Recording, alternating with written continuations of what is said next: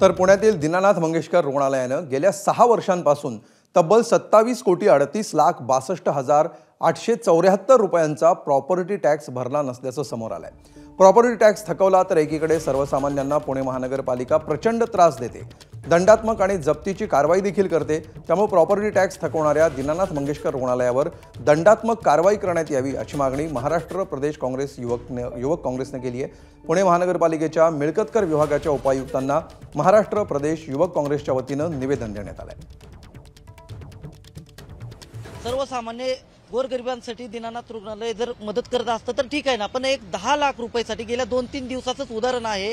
एका गर्भवती महिलेचा जीव गेला। मग अशा दीनानाथ रुग्णालयाला कशासाठी माफी दिली, कशासाठी? यांचं दीनानाथ रुग्णालय आणि पुणे महानगरपालिकेचं लागेबांधे असल्याशिवाय हे प्रकार 6 वर्ष थांबणार नाही।